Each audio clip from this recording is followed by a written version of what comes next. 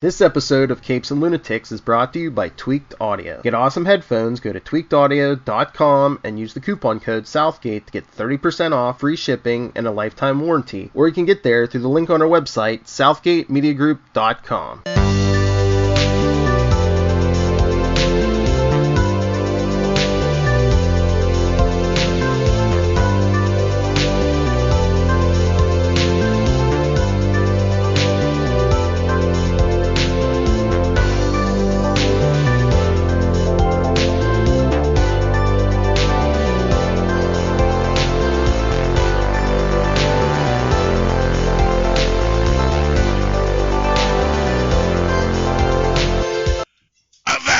Hearties, and welcome once again to Full Stream Ahead.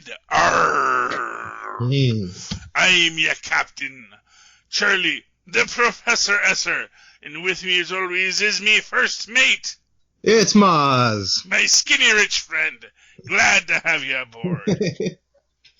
Tonight's episode, the penultimate episode of I'm Not Okay With This on Netflix. Like father, like daughter. Season 1, Episode 6. Sid worries she's being followed. Anxious and determined to get closure about her father's death, she searches the basement for answers. Jonathan Entwistle, of course, is our director on this. Christy Hall got the teleplay this time. Of course, John Entwistle and Christy Hall both get developed by credits on this show. And, of course, Charles S. Foreman, as Charles Foreman, created the original comic book upon which this is based. Okay, and this story opens up, how does this open up? This is just... It's with Sid and Stan looking at the video footage from the library. That's right, yes. So they're watching the library and... Can you enhance it? Yes. Zoom in and enhance. Zoom in and enhance. Yes. It kind of gave me shades of the Punisher and what's the dude that helps him? Chip. Data? Microchip. Micro. Yeah. Yes. It reminded me of Punisher and Micro. Yeah, except less so. Right. But I mean, that's what he's trying. He's trying to be the helper guy, the guy in the ear. And I get that, and it's delightful. Yeah, the other thing that I kind of liked about the beginning couple of scenes with Sid and Stan, when they're sitting in the car and he says, you can tell me anything, and then she doesn't really know how to talk to people really well. She doesn't know how to manage her emotions, so she tries her best. And it always ends up, she gets, whirled up into her emotions, and it comes out in anger and in, rudeness or whatever. But he sort of sits back and says, okay, that's just how she likes to communicate. She's opening up. Let me not, so he doesn't jump on her right away. It's only after several situations where she's overly rude to him. He's like, all right, listen, let's take a step back. What's up? But I appreciated the fact that he let her communicate how she wanted to communicate, Yeah, I mean, I do think that, Stan gets the hardest working man in show business award for this show.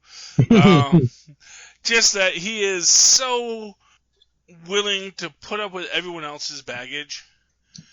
And for what it's worth, in its own way, it's kind of almost a little disturbing because it is like he just really wants this connection. He wants a real friendship, Right, yeah, but it's also... It's not... Yeah, I mean, it is for that, but it's also being approached in the best possible way. Mm-hmm. The healthiest, emotionally way. Yeah. I mean, there's a lot of ways you can look at it and work around it and, observe it and think about it, but I don't want to overstate the real difficulty that I feel like Stan goes through in this, and for what it's worth, yeah, all of these kids are going through a lot, I mean, for what it's worth, as much as we like to point out, that Brad is a douche. Yeah, he's a douche, but he's also a guy who's sitting here watching what Stan said at the start of this, which is like, this is the height of his life. This is the best it's ever going to be. And it's really sinking into him. And it's eating at him. And he's sitting here dying inside. Because I think, the problem with Brad, I think, is that he's just smart enough to know that he's never going to do more. And when you look at his friend, I believe his name is Barry, or his last name is Barry, who's the other star football player, who he knows is going to do so much better than him.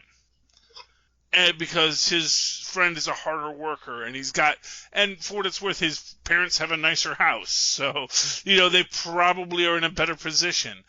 And you can see Brad just seeing, where does my life go next, and how do I get out of the problems that I have, and will I ever be able to do that? And of course, when you're an 18-year-old kid, you don't even know how you might approach that, Yeah, I don't know that I got the sense that he is thinking that far ahead. To me, he's just like a petulant child who's just, again, like everybody else, except for Stan, maybe just ruled by his emotions, and he can't see past the next moment or the last offense against him.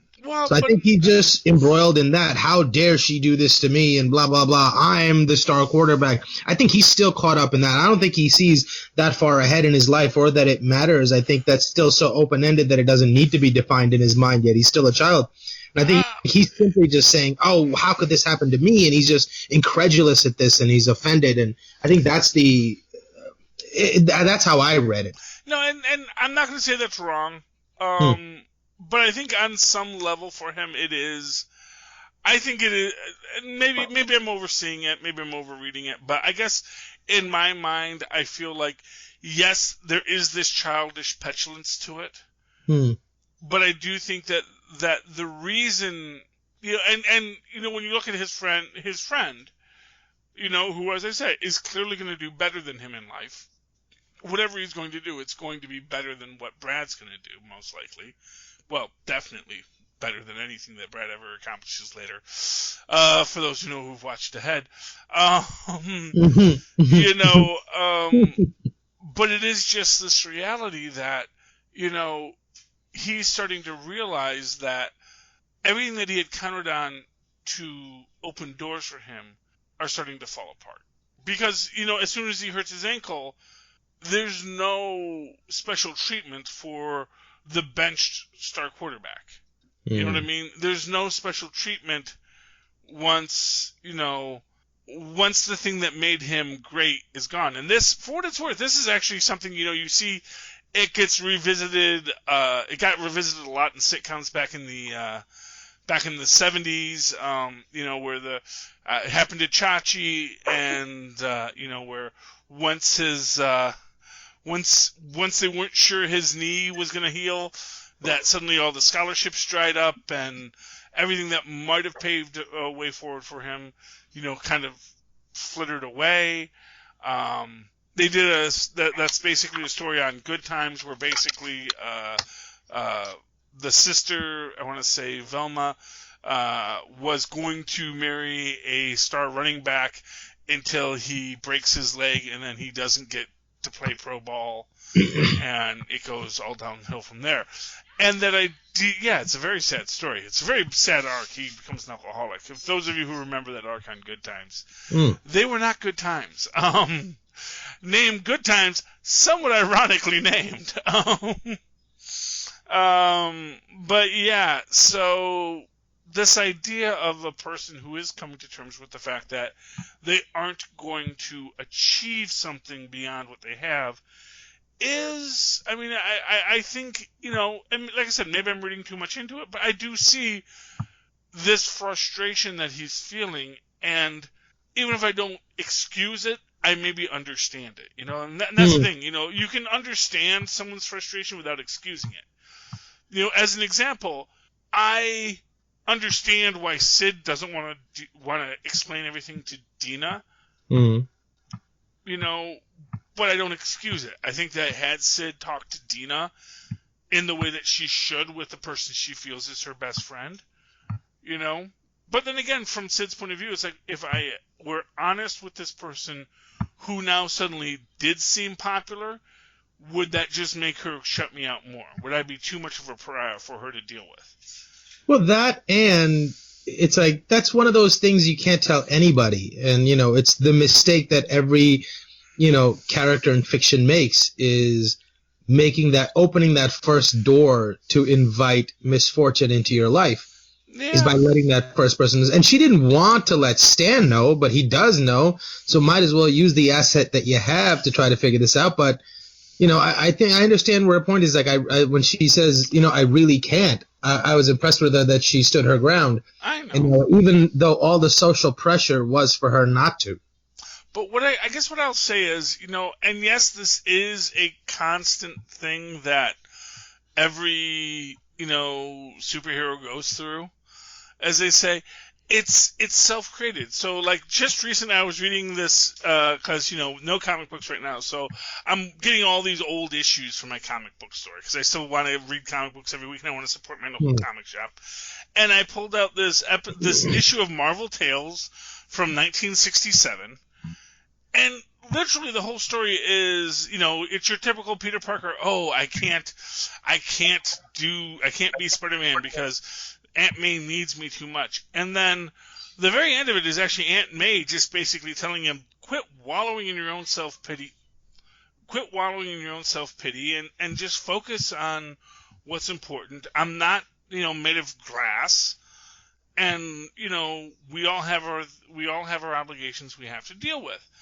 And in this way, I feel like, if Sid, or if Peter had just been honest with Aunt May, instead of assuming she was made of, spun glass, and that the slightest shock would send her over the edge, if he had been honest with Aunt May, she would have been a much stronger asset to him.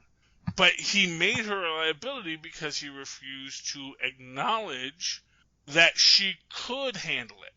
Yeah, so but she made that choice that this person couldn't handle it. Now, granted, yes, like Sid, Peter's a 16-year-old kid and doesn't have that emotional maturity to understand other people's emotions because they can barely understand their own. And how could he? How could he possibly?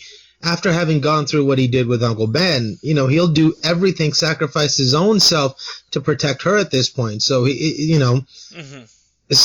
think, especially at 16, how could you expect him to? Well, yeah, but, I guess, here's what I'll say. It's like, if I gained superpowers, I would tell my wife. Right.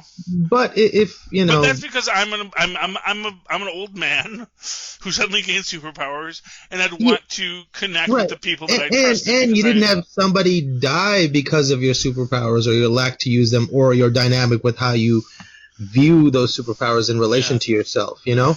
Well, possibly, but then again, at the same time, neither is Sid right now. So, right. So right now it is just sort of... although that's the one thing that she constantly worries about. I think this episode starts with, "Dear Diary, maybe I'll just stop talking and I'll stop hurting people." Yes, and that is her worry, because she does have this worry about her, and we do see. Because as we see, a lot of what this episode is going to be revealing at the end is, what is the family secret? And that is the real crux of the biscuit, is this family secret that, as we get at the end, she finds out that, and again, it's these things that, it's hinted at up until this point. We know that her father killed herself. And she goes into the basement, she finds the puzzle pieces, she's picking them up, and she's just trying to say, if only he had left a note. She's doing this whole scene in a much more frantic version of the scene that she had done earlier when she, first went down there, when she killed the hedgehog. It's kind of this whole thing, and then she sees her father's footlocker. and she pulls out the footlocker. And this is actually the most interesting point, is this is the first time we actually see her want to use her powers and use her powers. And focus them into a laser as opposed to just a explosion that the energy dissipates in every which direction. Exactly. It is very focused and directed and accomplishes a specific task. Yeah. A little bit destructively. Well, see, that's actually an interesting. I don't know if she actually broke the lock or if she simply opened it. And that's an interesting question on that, because we see the lock, it's rattling around, it's bumping back and forth, and then all of a sudden it turns and unlocks. Or it comes off of it and it flies off of it. So we don't know if the lock just snapped and flew off, or if it actually opened up and then flew off. So it's an interesting thing, as a question as to how exactly her powers were working. But whether she unlocked it or she actually did break it, it's, again, just focusing tightly on that one thing to achieve that one thing. And when she does open it, this is where she finds, I believe, she sees her, she starts seeing her father's military effects. Finds his dog tags, sees he was awarded a medal. I don't know what medal that was. It's got an anchor on it, so it's clearly a Marine medal. But I don't think it was a Bronze Star. And we also, as she's going through all this, as she's trying to understand what's happening, that's when her mom comes down and basically has the big heart-to-heart with her daughter about her father that, and again, maybe she should have had, 6 months ago. Yeah. And that's because even adults have a hard time. And then, of course, it's the adult who thinks their child may be made of spun glass. And said, I don't want to damage what my child has. Yeah. By telling her this deep, dark family secret. And what we get is the deep, dark family secret is that her father somehow survived an attack that literally killed everyone. Everyone in his platoon, all of the enemy, and all the civilians. An entire town. I get the feeling that he was the attack. Yeah. I do think that is, well, let me put it this way. That is certainly the implication. You think that's the implication the mom is making, or the implication No. the That's the writers are making? implication that the story is making. Gotcha. I don't think the mom, because not for nothing. I don't think the dad ever told his wife, yeah, I don't know, man, I think I got superpowers, and if I get angry, I blow stuff up. I don't think it's. I think again, as much as she knows, or as much as she knows about what he was going through, it seems like he probably made an attempt, but it was so far out of the realm of possibility that she just compartmentalized it in her mind as, oh, that's just the PTSD. Well, yeah, and for what it's worth, there's a scene early on in this series where when Sid first smokes pot with Stan. And suddenly she's calm. And suddenly she's not blowing up. And they make the point that her father was a pothead. That her father was always smoking the pot. And you get this idea then later when the mom is saying, anytime I really try to push him on this, he'd just storm out of the room. And she thought that was avoidance, which it is a level of avoidance, of course. But at the same time, it is also a reality that he knows if he gets pushed again, something bad could happen. Yeah. And he uses the marijuana expressly because... I guess they mirror that same sentiment with... Go on. They mirror that same sentiment with Sid and Stan, where she blows up at him at the table, and the orange juice container on the table starts vibrating, and she's like, okay, let me get myself under control, you know? Mm-hmm. Yeah, well, and that's the thing is we do see Sid in this episode starting to control herself. Which is, for what it's worth, no spoilers in this, which is why I think that the scene we see at the end of next episode, I'm not convinced that's Sid. No spoilers on this. Oh, how interesting. I'm actually thinking there's something else there that the ending of next episode sort of feeds us into, but that's your teaser, listeners, for next episode. So make sure you tune in 1 week to the next episode of Full Stream Ahead, because we're going to talk about that episode. Yeah, this whole time I was thinking that the thing following her was her father, but now I'm thinking it's probably the thing that got her father, too. I think, again, we get something with that thing next episode, and I don't want to spoil it. Right. But yeah, you know, of course, that's the first thought is, oh, it must be her father. But then again, it comes into the secondary question, why do we assume that? Why do we assume because she's missing something that... It comes into this quality of we don't know what is, you know, we know as much as Sid knows, and Sid knows nothing. And this, I think, is the always the risk whenever you're trying to put the pieces together. When you, for what it's worth, when you have a effectively unreliable narrator, that, you know, Sid is an unreliable narrator in her own right, because she is a teenage person who is very overwhelmed by the stresses of her life, and for what it's worth, she has a lot of stresses in her life, and, you know, the qualities of where she's coming from, you know, to have this other burden laid upon her is very overwhelming. You know, for what it's worth, the reason why I'm a little more judgmental of a guy like Peter Parker is that at no time do we ever get that anyone in his family was ever anything but 1,000% supportive. You know, that these were people that were always trying to work with him and protect him and help him through his problems, not just dismiss them.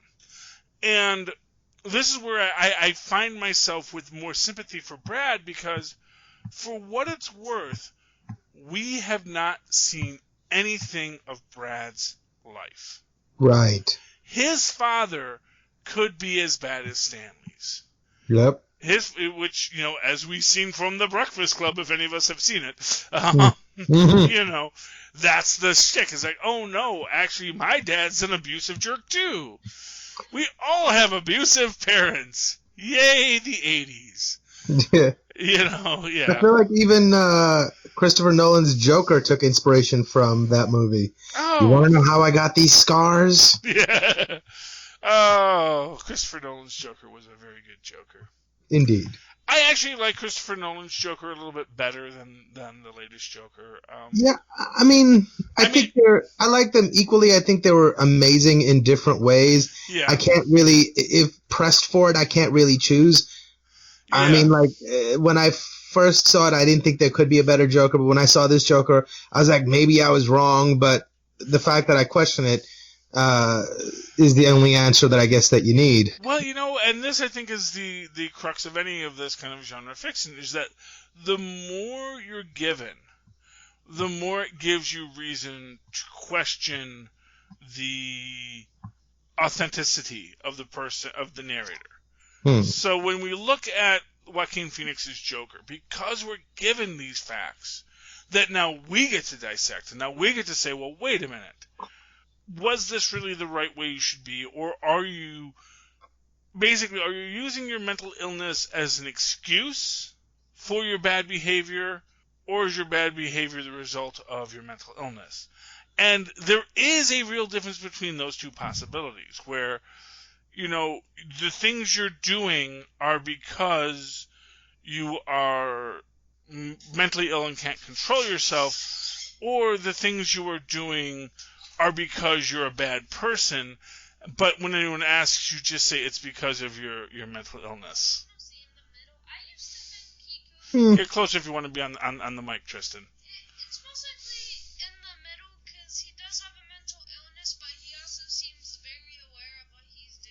Mm-hmm.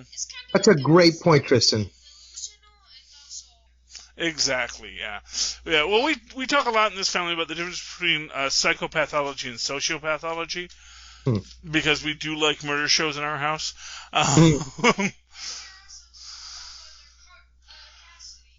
Oh, and whether or not Cletus Cassidy is a sociopath or a psychopath. The differentiation between the two, just to give you the quick layman's back of the envelope differentiation, is that psychopathology usually implies a dissociative quality with reality, where sociopathology is simply a willful disregard for other people's sentience. You know.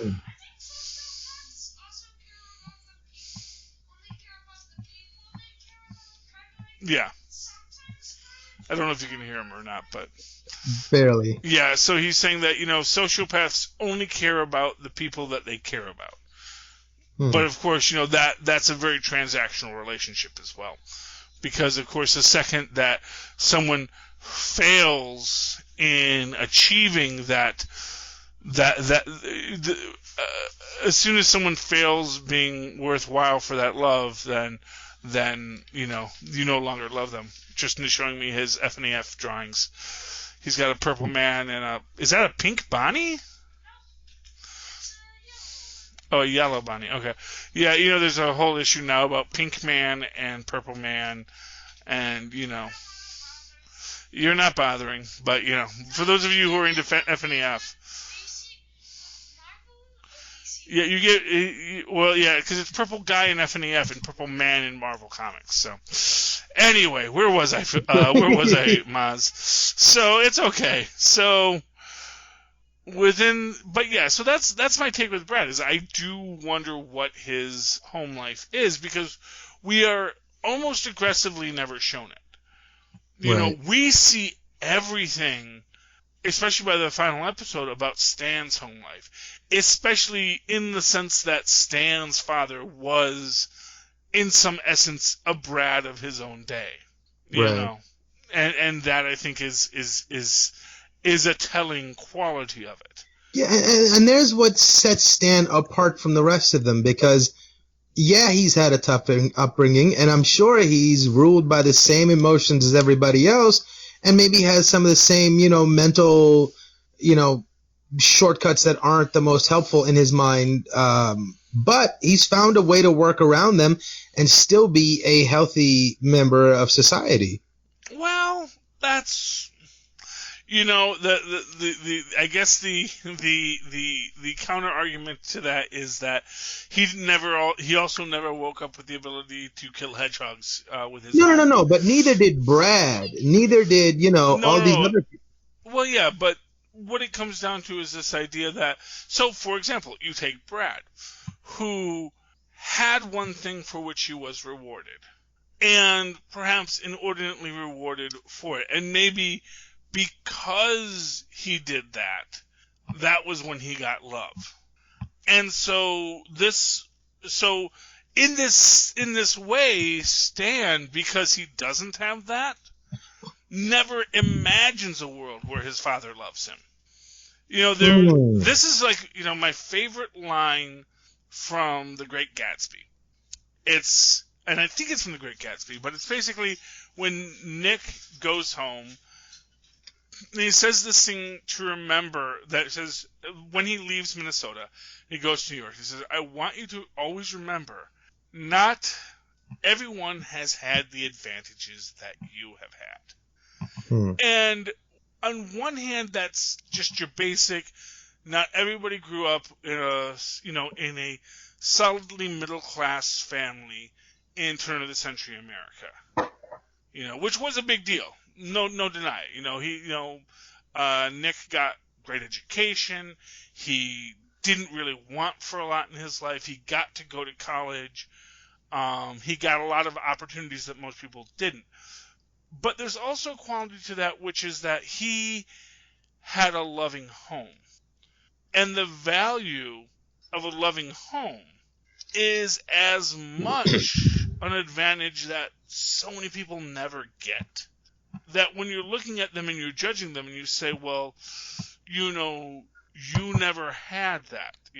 There's a great thing the Superior Spider-Man arc, which is one of the things I love, where you get this idea that Otto Octavius and Peter Parker were actually super similar as young men. The difference was that, whereas Peter had Aunt May and Uncle Ben that gave him love, Otto always had a family that disregarded him. And, at best, smothered him and then manipulated him for their own gains. Exactly. So in that way, you create a world where, and again, where I judge Peter Parker a little more harshly, because it's like, Peter, Aunt May can handle it. Why do you hide this from these people that what is your excuse for doubting these people instead of trusting these people when you've had this love your whole life? And for what it's worth with Sid, I think throughout her life, her mother has loved her. I think her father has loved her. Yes, her father has left the family in a tragic way, arguably abandoned the family, but still, you would think that might cause her to have a deeper relationship with people, not to push them away. But, choices get made, and not everyone has had the advantages that I've had growing up, and I need to remember that. Yep. Okay.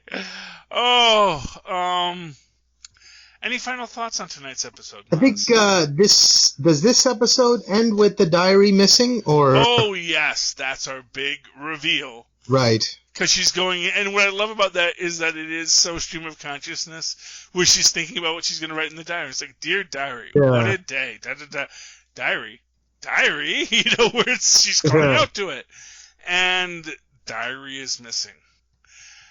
And what I love about that is we're not going to find out where diary is. Not today. Not today, no. And not until much later next episode. And it's not even presented as a mystery, which I love about it. But when we get to the next episode, it's almost like it's almost forgotten, which is weird in its own right. But then again, for what it's worth, kids lose things all the time. And probably, the most likely outcome is, probably got put in lost and found. Yeah, but her secrets are a bit more dangerous than most. This is true. And that's why you and I, thinking out, not being teenagers and, aficionados of the genre, might see that worry. But the fact of the matter is that worry is in and of itself something that's manufactured by the overall perspective that we have. Whereas if you were just a teenage kid who wrote a bunch of stuff in her diary, because again, and no spoilers, but when we get to the actual big reveal, that's not even the biggest, that's not the biggest bomb to be dropped, The biggest bomb to be dropped are really all the petty little things. And so, the lack of worry that it'll turn, the view that it'll turn up in time, is a little more understandable in that structure. But we'll get to that next week. I hope we've wet your whistle, kids. I hope you're all rushing out right now watching episode 7, because this is a really short series, only 7 episodes, 22 minutes each. If you haven't binged it already, what is wrong with you? But I hope you guys are all finishing it up and really did enjoy it and are going to come back here next week to talk to me and Mozz about it, because we're excited about it. I know I am. Oh, boy. And Mozz, if they'd like to talk about it with you before our next episode airs, how can they find you? Oh, they can argue with me on Facebook or via email. You can reach me at mozzmanzoor@gmail.com or find me on Facebook under Mozz Manzoor. That's MOZZMANZOOR. And, of course, we do have sponsors here. Tweaked Audio, makers of fine headphones, which you can listen to our podcast on. High-quality items, which you can look for. Tweaked Audio, ask for it by name. And, of course, Hunt a Killer, which is a delightful product that supports us, where you get to solve murders in the privacy of your own home. And Ooh. who wouldn't want to do that? And, of course, always scroll down, find that Amazon link, and find all the stuff that you are ordering right now. And, give a nickel to Rob and 3 cents to Phil. And me and Mozz will say thank you for it.